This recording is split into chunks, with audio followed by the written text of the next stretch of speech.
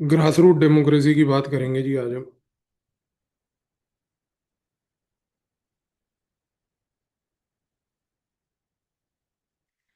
Grass root democracy and decentralisation की जब हम चर्चा करते हैं इंडिया के कॉन्टेक्स्ट में, तो यहाँ पर जेम्स मैनोर और रिचर्ड कुक बड़े इंपॉर्टेंट स्कॉलर्स हैं। और जेम्स मैनोर और रिचर्ड कुक ये बोलते हैं कि इंडिया में जो 73rd अमेंडमेंट आया था, वो एक एम्बिशियस एक्सपेरिमेंट था।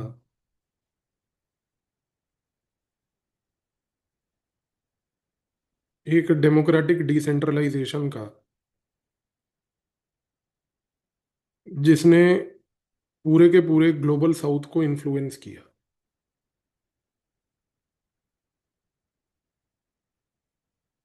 वो कहते हैं कि यहाँ पर इस अमेंडमेंट की वजह से इंडिया में इवेंचुअली पार्टिसिपेशन इंप्रूव हुई। जितने भी पुअर और लोअर कास्ट के थे लोग, उनकी रिप्रेजेंटेशन वाइडन हुई। और जो लोकल ऑफिशियल्स थे, उनकी अकाउंटेबिलिटी इंप्रूव हुई। इसी रीजन से जब हम बात करते हैं जॉर्ज मैथ्यूज की, तो जॉर्ज मैथ्यूज का भी मानना यही है कि जो एक प्रोमिनेंट पंचायती राज के स्कॉलर हैं, कि 73rd अमेंडमेंट जो था, वो एक साइलेंट रेवोल्यूशन था इंडिया के केस में। पर वो कहते हैं कि एक प्रॉब्लम ये थी कि स्टेट लेवल पॉलिटिकल विल जो है, वो डिपेंड कर रही थी, जिसके ऊपर पूरे के पूरे 73rd अमेंडमेंट के सक्सेस को डिसाइड किया जाता। तो उन्होंने एक जगह पर इसको पॉजिटिव माना कि वो 73rd अमेंडमेंट जो एक साइलेंट रेवोल्यूशन था, लेकिन अगर उसकी पूरी की पूरी सक्सेस ही डिपेंड करेगी स्टेट लेवल के पॉलिटिकल विल पे, तो कहीं ना कहीं उन्होंने कहा कि ये मेरी तरफ से एक प्रॉब्लम है। लेकिन उन्होंने यहाँ पर भी एक उदाहरण देते हुए कहा कि अगर हम केरला का और वेस्ट बंगाल का एग्जाम्पल लें, तो यहाँ पर दोनों जगह पर क्योंकि स्ट्रॉन्ग डिसेंट्रलाइजेशन ट्रेडिशंस इंडिया के पॉलिटिकल सेटअप में हमेशा से देखे गए थे, तो यहाँ पर जो पीआरआई है, पंचायती राज इंस्टीट्यूशन है, वो ऑटोमेटिकली जब आए तो वो बड़े स्ट्रॉन्ग इमर्ज करे। लेकिन रिमेनिंग स्टेट्स में वो कहते हैं कि ज़्यादातर मैंने टोकनिज्म ही ऑब्जर्व करा। और इसी कॉन्टेक्स्ट में जब हम बात करते हैं फिर प्रणब बर्दन की और दिलीप मुखर्जी की, तो प्रणब बर्दन और दिलीप मुखर्जी यहाँ पर ये बात बोलते हैं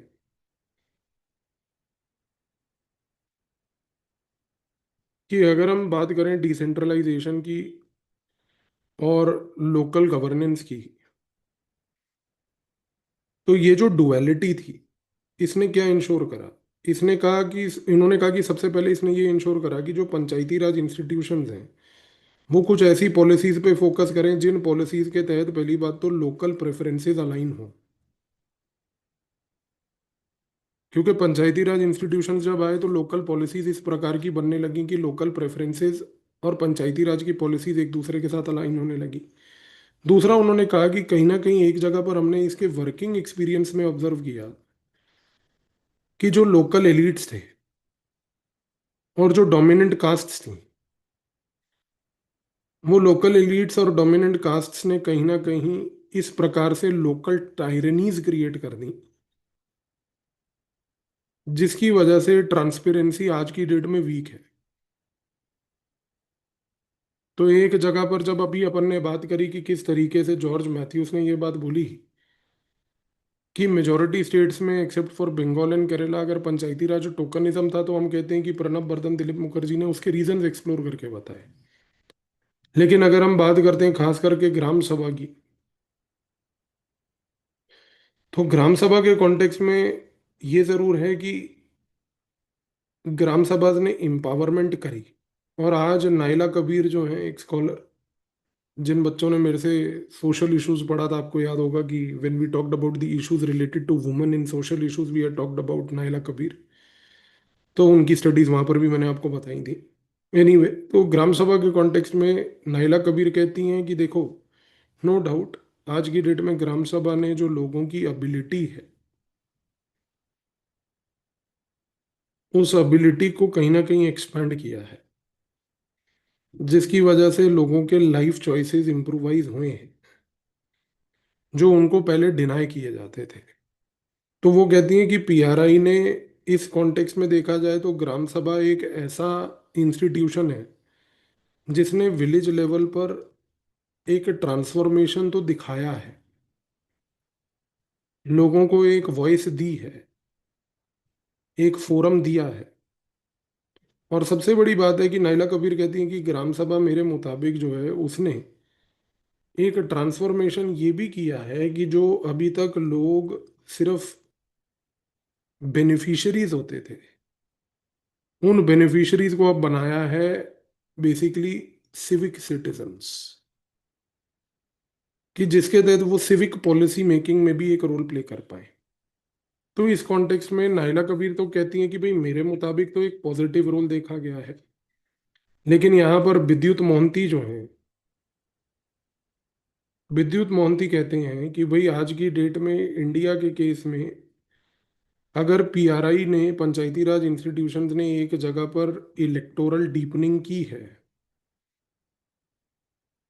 तो दूसरी जगह पर ये इलेक्टोरल डीपनिंग हुई है बेसिकली विदाउट एडमिनिस्ट्रेटिव डेवोल्यूशन।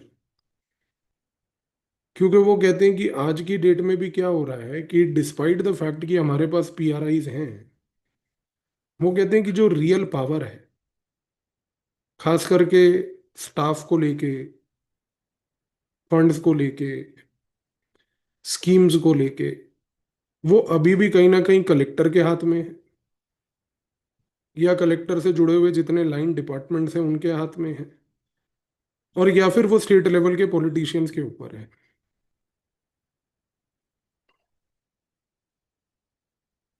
तो इस कॉन्टेक्स्ट में विद्युत मोहंती का मानना ये है कि नो डाउट इंडिया में डेमोक्रेटिक डिसेंट्रलाइजेशन हुआ है, लेकिन ये पार्शियल डिसेंट्रलाइजेशन है अगर हम उसको सब्सटेंस के नजरिए से देखें। तो there is democratic decentralisation in form, but partial decentralisation in substance is how Vidyut Mohanty ends up in putting it. But यहां पर अगर हम देखें तो फिर वेरी इंपॉर्टेंटली निर्मला बुच बहुत इंपॉर्टेंट असेसमेंट देती हुई ये बात बोलती हैं कि अगर हम वुमन पार्टिसिपेशन को देखें तो नो डाउट कि वुमन पार्टिसिपेशन जो हुई है पंचायती राज के केस में, वो इसलिए पॉजिटिव है क्योंकि वुमन को पहले इन इंस्टीट्यूशंस में हॉस्टिलिटी झेलनी पड़ती थी। वुमन को अभी भी जो है वो कहती हैं कि हॉस्टिलिटी चाहे ओवरकम हो गई हो, लेकिन अब एक नया चैलेंज आ गया, प्रॉक्सी रूल, जिसको हम कहते हैं पंचायत पति, कि हस्बैंड जो है बेसिकली वो मैनेज करता है अगर वुमन सीट जीत भी जाती है तो। लेकिन निर्मला बुच ये कहती हैं कि वुमन के केस में पार्टिसिपेशन चाहे बड़ी भी हो, लेकिन अभी भी उसकी पार्टिसिपेशन बढ़ने से अगर वुमन का कॉन्फिडेंस एक जगह पर इनहेंस हुआ है, वो बात पॉजिटिव है, लेकिन इसके बावजूद भी वुमन का अगर कॉन्फिडेंस पार्टिसिपेशन की वजह से इनहेंस हुआ है, उसके बावजूद भी आज की डेट में वुमन जो है कहीं ना कहीं जब वो सरपंच बन के आती हैं, तो एक चीज क्लियर है कि वो ग्राम सभा में ज्यादा टाइम स्पेंड करती हैं। ये उनकी इम्पेरिकल ऑब्जर्वेशन है। In contrast to men, time spend by a woman in gram sabha is generally more. दूसरा, वो वुमन ग्रीवेंसेस को और पॉजिटिव नजरिए से सुनती हैं और रिजॉल्व करने की कोशिश करती हैं। और वुमन सरपंचेस जो हैं वो कहीं ना कहीं लोकल वेलफेयर को भी प्रायोरिटाइज करती हैं। इस कॉन्टेक्स्ट में निर्मला बुच की इस एम्पिरिकल स्टडी के बाद नीरजा गोपाला जयल जो हैं, उन्होंने ये बात बोली है कि पंचायती राज में जब से हमने वुमन को लेकर रिजर्वेशंस दिए हैं, तब से बेसिकली वुमन का जो रोल है वो एक न्यू पॉलिटिकल नॉर्मल बन चुका है। और ये न्यू पॉलिटिकल नॉर्मल से एक पॉजिटिव इम्प्लीकेशन सोसाइटी पर डेफिनेटली आया है। और यही डिबेट को आगे जो है अमर्त्य सेन ने बढ़ाते हुए कहा है कि जब हम लोकल गवर्नेंस को देखते हैं तो पीआरआईज और ग्राम सभा जब हम उनको ऑब्जर्व करते हैं तो एक चीज क्लियर है कि वो आज की डेट में क्रिटिकल हैं किसी भी स्कीम के पोटेंशियल को रियलाइज करने के लिए।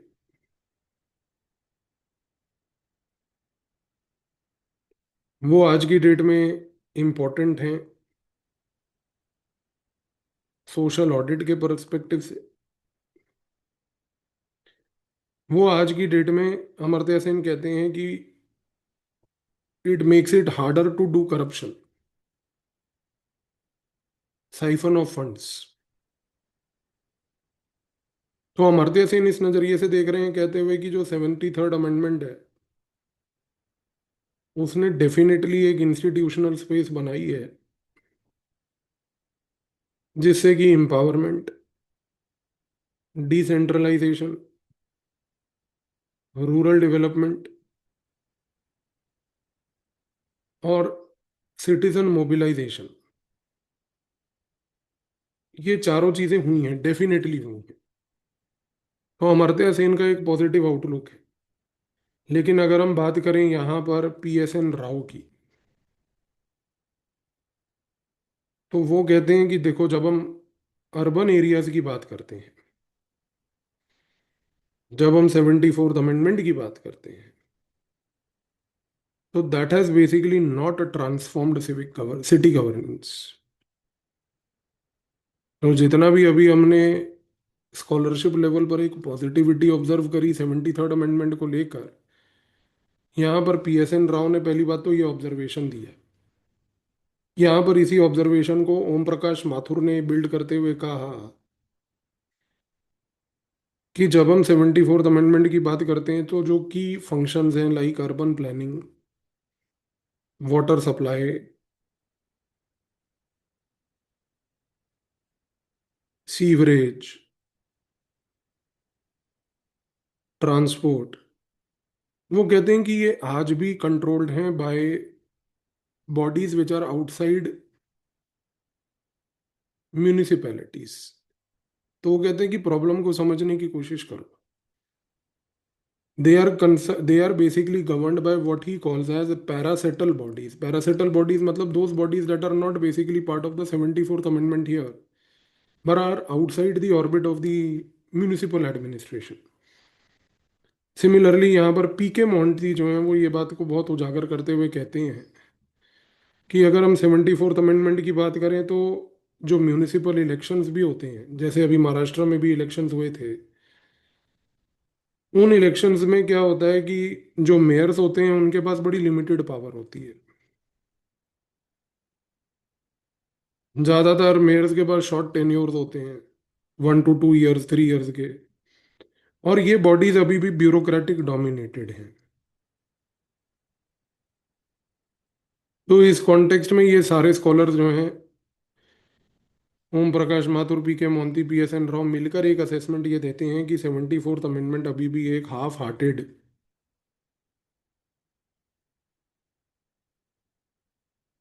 डिसेंट्रलाइजेशन है।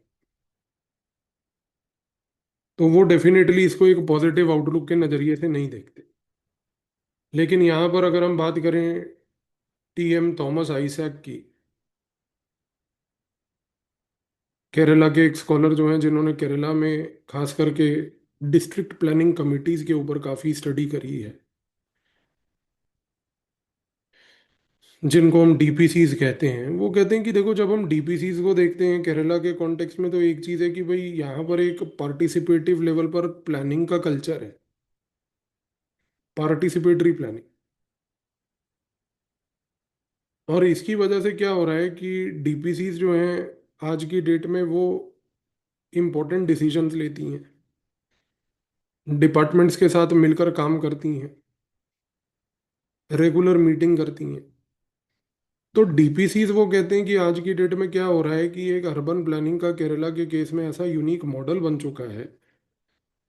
जो मॉडल दूसरे स्टेट्स को, अदर स्टेट्स को अपनाना चाहिए। और अगर ऐसा होगा तो डेफिनेटली वो कहते हैं कि फिर इस केस में जो ये चैलेंजेस अभी पॉइंट आउट किए कि एक हाफ हार्टेड प्लानिंग है वो ओवरकम हो पाएगी।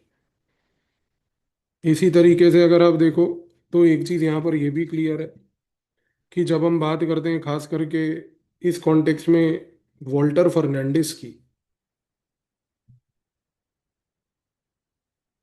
बीडी शर्मा की, तो वो एक अलग लेवल पर एनालिसिस को लेकर जाते हैं और वो कहते हैं कि अगर हम panchayat extension to scheduled areas act PESA को देखें तो वो कहते हैं कि पेसा एक दिखने में बड़ा रेवोल्यूशनरी लॉ है,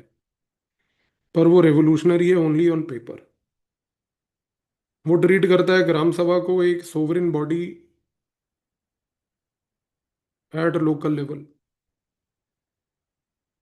शेड्यूल्ड एरियाज में।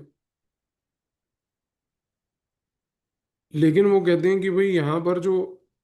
आदिवासी कम्युनिटीज हैं, उन आदिवासी कम्युनिटीज को आज की डेट में डिस्प्लेसमेंट से बचाने का काम वो नहीं कर पा रहे। रिसोर्सेज जो ग्रैब कर लिए जाते हैं वो आज की डेट में भी आदिवासी कम्युनिटीज को नहीं रोका जा रहा, क्योंकि वो कहते हैं कि ग्राम सभा का पैसा के तहत भी कंसेंट को मैनिपुलेट करा जाता है। और आज की डेट में भी वो कहते हैं कि पैसा के जो प्रोविजंस हैं वो जितने भी ओल्डर हमारे फॉरेस्ट लॉज हैं उन ओल्डर फॉरेस्ट लॉज के साथ बहुत ज़्यादा क्लैश करते हैं। इस रीजन से यहाँ पर नंदिनी सुंदर नाम की एक स्कॉलर जो है वो ये कहती हैं कि पैसा और जो फॉरेस्ट राइट्स एक्ट एफआरए है, ये आज कलेक्टिवली ही अगर देखा जाए तो वो बना सकते हैं एक स्ट्रॉन्ग कम्युनिटी ओवर फॉरेस्ट।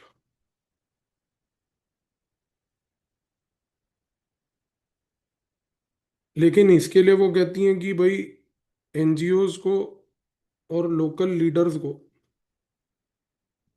ग्राम सभा को बहुत पॉजिटिव तरीके से मोबिलाइज करना पड़ेगा in front of the bigger corporates. और जब तक ये नहीं होगा तब तक क्या है कि जो पैसा है वो फॉर्मल लेवल पर तो ये बात बोलेगा कि भाई हमने पॉलिटिकल डिसेंट्रलाइजेशन कर दिया, लेकिन रियलिटी में पैसा जो है वो सब्सटेंटिव लेवल पर इक्विटेबल डेवलपमेंट का जो उसका ऑब्जेक्टिव था वो अचीव नहीं कर पाएगा। तो आज की डेट में कम्युनिटी बेस्ड फॉरेस्ट गवर्नेंस, जिसमें पैसा plus forest rights act collectively काम करे, एनजीओज और कॉरपोरेट्स के खिलाफ लोगों को मोबिलाइज किया जाए, उसी चीज से आगे जाकर जो है चीज मैनेज हो पाएगी। इस नजरिए से इन्होंने यहाँ पर चीज को पेश करने की कोशिश की है। तो एक चीज तो क्लियर है जी कि अगर हम पंचायती राज इंस्टीट्यूशंस और अर्बन लोकल बॉडीज की यहाँ पर चर्चा करें तो एक चीज तो क्लियर है, खास करके पैसा के कॉन्टेक्स्ट में अगर हम बोले तो बीना अग्रवाल जो स्कॉलर हैं उन्होंने एक इम्पोर्टेंट असेसमेंट देते हुए ये बात बोली कि देखो कम्युनिटी फॉरेस्ट मैनेजमेंट इंप्रूव हुआ है लॉज के आने के बाद, लेकिन जो अभी भी आउटकम्स हैं, जिस आउटकम में सबसे इम्पोर्टेंटली पार्टिसिपेशन है, वो अभी तक जो है मैनेज नहीं हो पाया है। इस रीजन से कहीं ना कहीं स्ट्रक्चरल लेवल पर अभी भी अपॉर्चुनिटीज हैं कम्युनिटीज को एम्पावर करने की,